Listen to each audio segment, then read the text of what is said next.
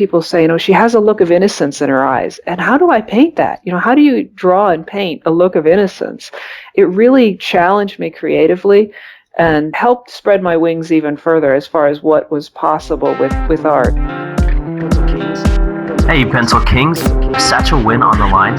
Satchel's the community manager at Pencil Kings, helping us out with feedback, welcoming people into the community. Played a huge role in the figure drawing challenge that we had late last year. The lesson that everybody should learn is that things come out of nothing. Things evolve out of nothing. The tiniest seed in the right situation turns into the most beautiful forest.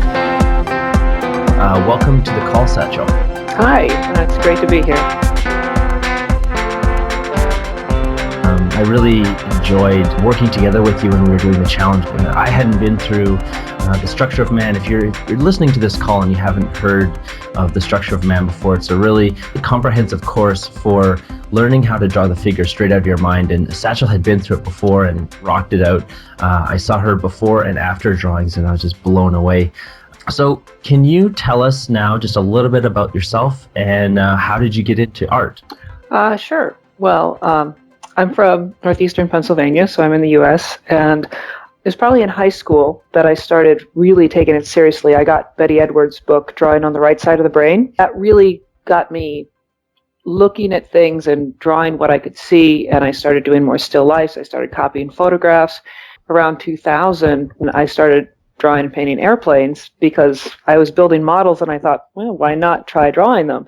And that's when I started actually selling work, and it got me into all sorts of things with art. And since then, I've done a lot of self-study, independent study, just like the Structure of Man course, and sort of found my way here. And I'm very happy to have a job where I can touch on all the things that I've learned and help others, learn and grow as they explore the arts as well, because it's an interesting journey and you never quite know where you're going to end up. It's almost like this nebulous goo, and you can take it in so many directions. When you're starting out, it's hard without having some kind of a guide. I know for me, it was my sculpture teacher. It's actually my friend's mom had the sculpture class, and I hated sculpture. I'm just going to come out and say it. I'm not a sculptor. And she's like, okay, well, you obviously don't like this. What do you want to do? And I said, I want to draw. And she set me sort of on a framework where she said, you're not nearly as good as you think you are in your head. So here's a book. Go and learn this. So for you mentioned Betty Edwards' Drawing on the Right Side of the Brain. Was that like a big aha moment for you, or how did you come to that as sort of the first? I know it's a really popular book, but I had some other books around. My dad had this ancient floppy paperback thing that sort of took you through all sorts of, I think it was from the 60s, took you through all sorts of drawing and, had some human proportions, but it was very sort of scattered, and I was interested in it, but I couldn't really figure out how to apply it to the drawings I was doing. When I did the Drawing on the Right Side of the Brain book, and I sort of worked my way through it and read it and did the exercises and everything, and all of a sudden I could sit down and I could observe something and draw it realistically on the page. It sort of separated me from just playing around to really being able to create art. And I had done some oil painting classes. I did a little watercolor class, but it always sort of seemed hobbyist sort of thing, like, oh, it's nice, but it's not really nice. And then all of a sudden after that book, I could draw something that looked like art, like that actually looks like a plant, or that actually looks like a cat. And all of a sudden then it was something I took very seriously and thought, you get this idea in your head, quote unquote, I'm an artist.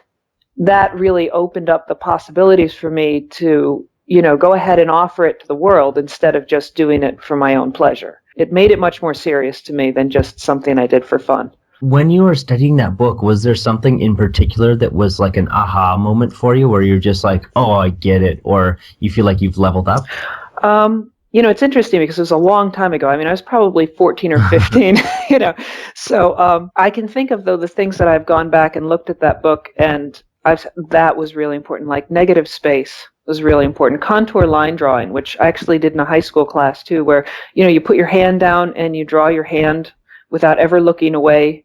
You never pick up your pencil, and you always look at your hand more than you look at the drawing. And it really teaches your eyes to follow the contours of what you're looking at. Instead of drawing what you think your hand looks like, you end up drawing your actual hand. It might not be perfect, but it'll look more like a hand than what you thought a hand looked like, you know? That power of observation, I think, was what really set me on a path of being able to create the art I ended up creating. It wasn't so much the imagination and all that creativity, which I still struggle with today. I'm more of an observational artist than I am a creative artist, but it allowed me to do things that other people couldn't do and made me say, wow, you know, this is a real skill that I want to, you know, nurture and maintain and keep up throughout my life. Gotcha. And could you, in your own words, explain the difference between an observational artist and a creative artist? Okay, and I don't want to say that observational artists aren't creative, because they are very much creative. In the gross separation of them, I would say that if you look at people who work for Disney and create, you know, these characters for the movies who have such expression and such style and move in ways that people don't necessarily move. It's all exaggerated. It's all stylistic. That is more of your creative, stylistic art. Whereas an observational artist, they're the people who make portraits that look like photographs, or photorealism, or you see a still life that looks like you could pick the orange right off the painting. And it's a different concentration between looking at something and reinterpreting it as something unique and original, and looking at something and trying to make it as real as possible on the page. And I think the best art actually comes from a combination of those two things, where you're looking at something and interpreting it and showing it to people in a different way than they might have ever seen it before. But it's still based in reality, but it has your own expression as well. That totally makes sense. Before you mentioned the World War II work that you were doing, and I thought that was really interesting when I first heard about it. So can you tell the listeners about how you got into that and what it was exactly? Because it's really niche, and that's why I think it's so interesting. Yeah, it was a really curious journey that I ended up on.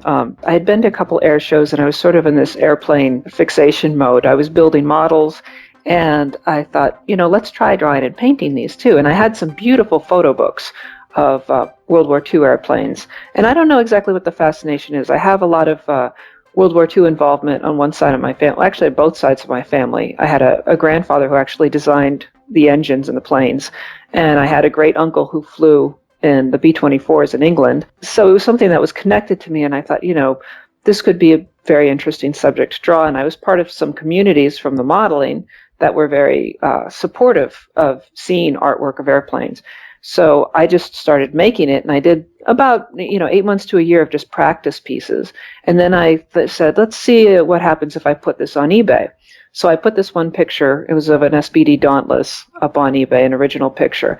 And somebody bought it, and somebody saw it, and another person saw it. And the next thing I knew, I had collectors saying, could you paint this airplane for me? Could you paint my grandfather's airplane for me? Could you paint an X-15 or an X-35 or this other weird X-plane for me? And I ended up doing a ton of research and learning a whole lot that I never knew about airplanes. And the biggest thing I did was for the Civil Air Patrol. I did a great big September 11th memorial picture of their Cessna flying over Ground Zero, which was huge. Funny thing was, people would ask, what do you do? And I'd say, I paint airplanes. And they'd ask, do you paint the inside or the outside? No, I paint pictures of airplanes.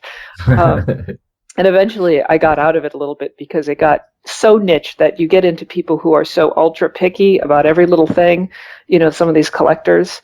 And I had to take a break from it because it was a little bit too exact. I don't like to get too drowned in perfection, but it was great. And I still hear from people all the time, especially with the Civil Air Patrol one. They still ask for prints, and I've talked to the people who flew that mission and other people who were involved, and it's been really special because it's such a it's an interesting group of people, and it's a very brave and courageous group of people. An honor, really, to do a lot of that artwork. So I have a question here, because how do you go about pricing your thing on eBay?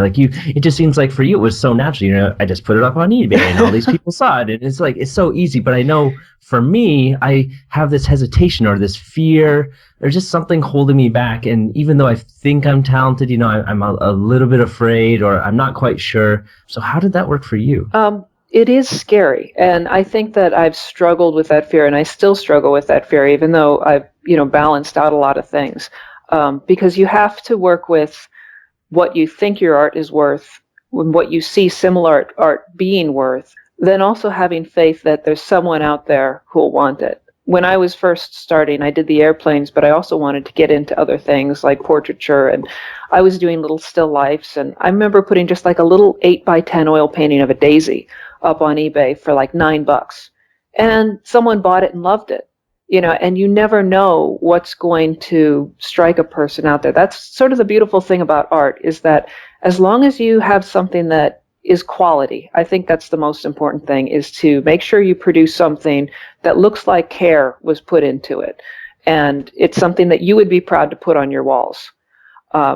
You can offer it in a humble way. Don't ask for $1 million, and see what happens. And then it sort of builds on itself. And you gain the confidence and you gain reputation, and that's how you start making more money at it, is that you can ask more because you have the confidence and the reputation. And of course your product gets better as you go along too.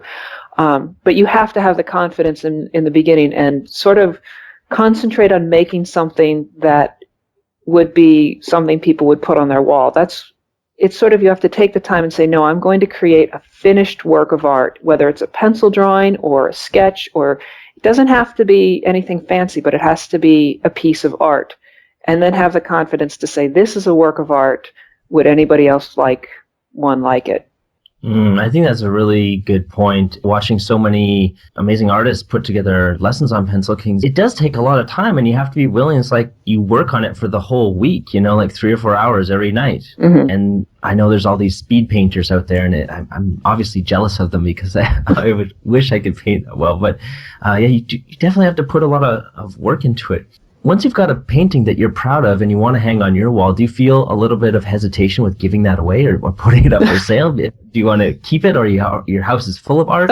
I have some pieces, especially when I was sort of doing experiments with oil painting and portraiture, that I could not sell, that I would try to sell, and I'd be able to let go of it for a week or two. And if nobody would buy it, I'd be like, I'm keeping that one. And I end up, there's one of our cats who's getting older, and I'm so glad I have that painting now because I know he's not going to be around much longer. And so I'm glad I kept that one. Whereas there was another painting I did of one of our other cats, and she passed away, and now I don't have the painting either. And I'm like, oh, I shouldn't have sold that painting. But there's some that you end up keeping, and then there's some that you let go of. I'm sort of glad that most of my art that I've done for people have been commissions. They've been things that people have asked me to draw. So when I start them, I'm not attached. It's not like it's a personal project.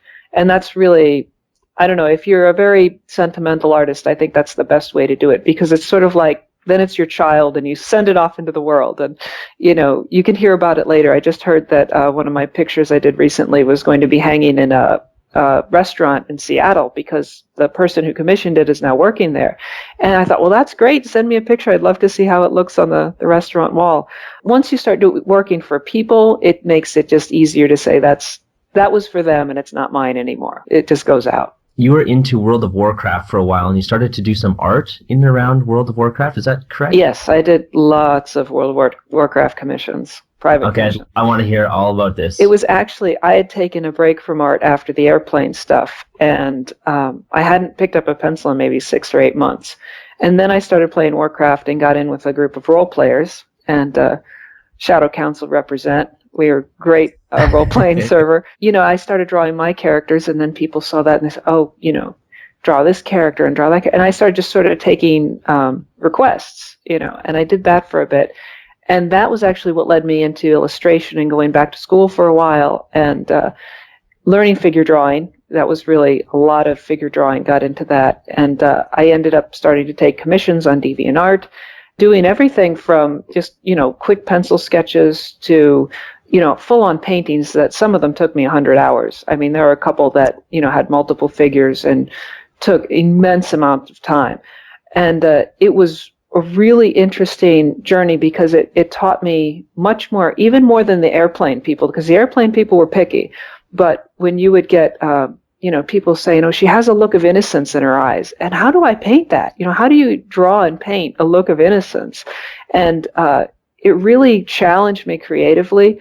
and helped spread my wings even further as far as what was possible with art. And I have such respect for all those concept artists and fantasy artists out there who do it every day, because not only is it extremely difficult creatively, it really makes you think, how do I make this whole world come to life? But it also takes immense amounts of time to create some of these pictures. Again, it was something I had to take a break from because it was just so much time and so much effort to do these, but it was a whole lot of fun as well.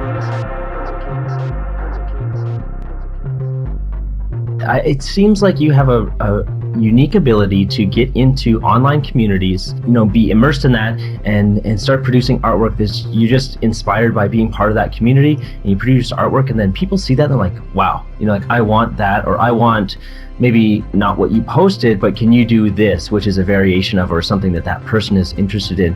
Would you say that that's accurate? I think it's actually one of the greatest things about the internet for artists right now is that we can be seen as valuable people. I think that there's a stereotype of the artist as sort of, someone in a room scribbling away and, driven by their passion to make these pieces of art that sometimes are never seen or never appreciated. Now we have communities online, and I mean, from model airplanes to World of Warcraft to name it, there's an internet community for it.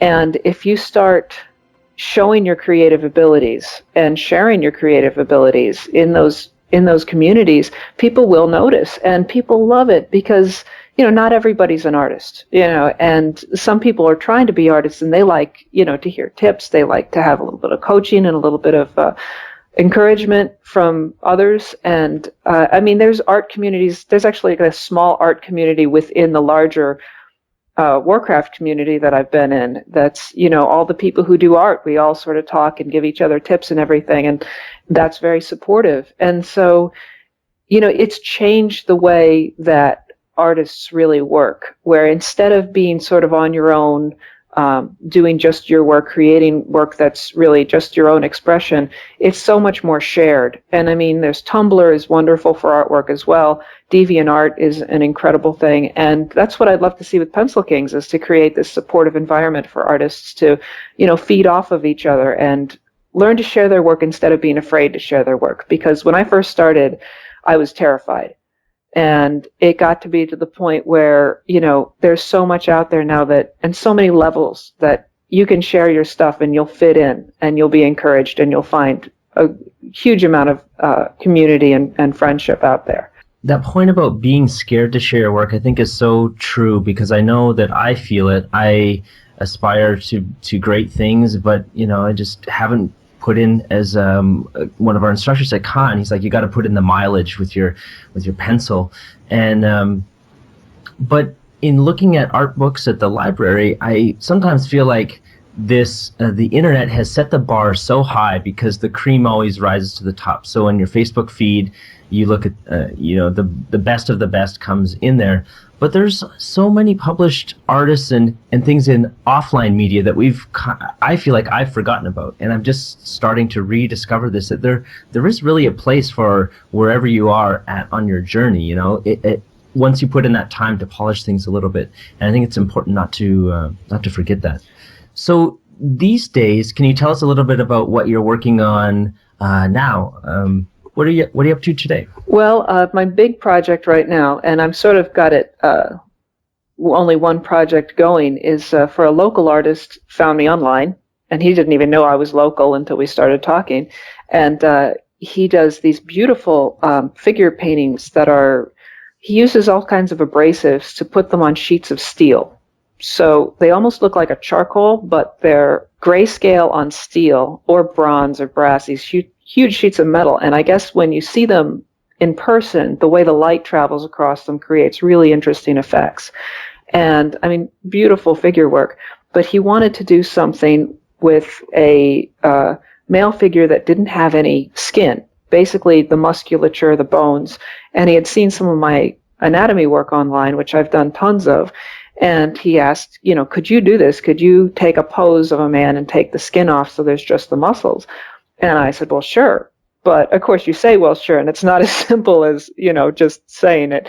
It takes a long time to do. So for the past month and a half, I've been going over each part of this guy and, skinning him down to the muscles and the bones and the ligaments, and looking at veins, which I've never looked at before, the superficial, what shows actually. I look at a lot of bodybuilders to see what veins actually show on the surface, and fat deposits, all that kind of very detailed stuff. So right now I've got everything drawn but the hands and the feet, and I've been going over it in Photoshop to turn it from a drawing into more of a painting, because it's needed to be smoothed out some and look less like an anatomical drawing and more like, we keep saying it looks like a skinned chicken, that you want that nice, smooth, almost glistening sort of look to it. So that's the main thing on the drawing board right now. And I do a lot of little stuff during the day, and I do the tutorials for Pencil Kings once a week. Every Tuesday I do a little Tuesday topic, which I really have been enjoying doing those. And then later on in the day I work on the skinless man, and he's gradually getting done. And then we'll see what this artist does with him, because I can't wait to see what his interpretation of this basic body will be, because he's going to do all the lighting and everything. So it's a very interesting project. Not something I'd never imagined doing, but if you asked me last year, I would have said, I wanted to be doing book covers in a year, but I'm so happy doing this. It's not even funny. So you never know what you're going to end up doing. Oh, definitely. And so are you sending him the Photoshop files that he's then transferring those using his tools to the metal, or what we're doing, and it's kind of interesting because he wants this really dramatic lighting. And he asked me, he said, can you light, the muscles? And I said, sure, I can give it a try, even though, it's sort of like taking a photo of a person and then translating the shadows on a whole person onto all the muscles. And I thought I could do that, but it's going to be a challenge. But he wasn't so sure about that. So what he's actually doing while I'm doing the drawing parts is creating a 3D model of the figure. And then he's going to use my Photoshop thing as a texture map to put the muscles on the figure. Then he'll light it in 3D and use that as his reference for his big steel painting thing. That's really cool. Sometimes, you go to the museum or you just see a public work of art and you never really know what went into that. You just see the final product. But I think it's always interesting to know how this stuff was put together. And this one, I've never heard of anything like this. Neither had I. It's really interesting. And I just can't wait to see what he does with it. So. Oh, yeah, totally. If you want to find more from Satchel, she's inside the Pencil Kings community, helping out artists there, which of course is at pencilkings.com. If you're a member, then you can get inside the community. If you're not a member, then unfortunately we have to limit the access to Satchel because she's so good. But if people want to see other stuff from you or get in contact with you, what's the best way for people to reach out to you, Satchel? If you want to talk to me about art, please contact me through Pencil Kings. I'd be happy to share some of my older stuff with you, and hopefully for the purpose of helping you out with your artwork. I'm really sort of focusing my online presence right now on Pencil Kings because I want to work with the teaching aspect and the community management aspect of it without having sort of the baggage of what I've done before, even though I've enjoyed talking about it today. Just like you said, you look at the art that's on the online and you get terrified to post your own. I wouldn't even say I'm near close to a lot of the people who do the tutorials on Pencil Kings. They're excellent, and they're way beyond me in a lot of factors. Yeah, so always feel free to leave me a message on Pencil Kings, and I'm more than happy to share stuff and talk to people about what I've done and hopefully what they're planning on doing too, because I love seeing people progress, and I love people sort of finding what they need to do with their art skills. We have all these ideas, and there's so much online that inspires us. Oftentimes art is so personal that we end up doing things that we never imagined we'd be doing. And well, what if somebody wants to commission you for something or has an opportunity? Is there a way that those kind of people can get in touch with you? That you're email me, satchelwinn@gmail.com. I am more than happy to always hear people's ideas. Okay, so that's SATCHELWINN @gmail.com. Perfect. There we go. Thank you so much, Satchel, for being on the call. I really appreciate it. And I hope that those of you listening learned a thing or two about how you might be able to take your involvement in an online community and turn it into something bigger, because I think that's it's simple for you, but it's profound for a lot of people. It wasn't simple. It's simple to talk about, but I mean, every time I think about, I was just recently looking at the Wayback Machine online, and I was looking at some of the first websites I made 10 years ago, and it takes a lot of effort to put yourself out there. But if you don't put yourself out there, you're never going to get anywhere. So just take it one step at a time. Don't push yourself. Don't rush it. Sort of naturally work it into what you want to do, and it will happen. It's sometimes amazing what comes out of the woodwork, but you will be noticed, and you will make friends, and there's going to be all sorts of support and interaction around you. All right. Thank you so much, Satchel. I really appreciate it. You're very welcome. My pleasure.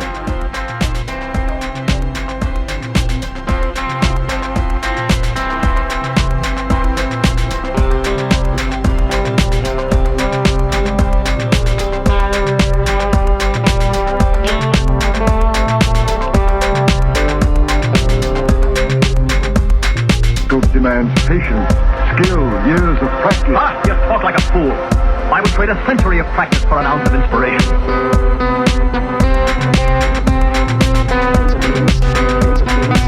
That's it for this episode. We'd really love your support, so if you could hop on over to iTunes, hit that 5-star review, and then leave us some kind words, we'd really appreciate it. If you're looking for more, you can find us at pencilkings.com or on Facebook at facebook.com/pencilkings. See you soon. It's a kind of magic. Another amazing Podcast Magic production.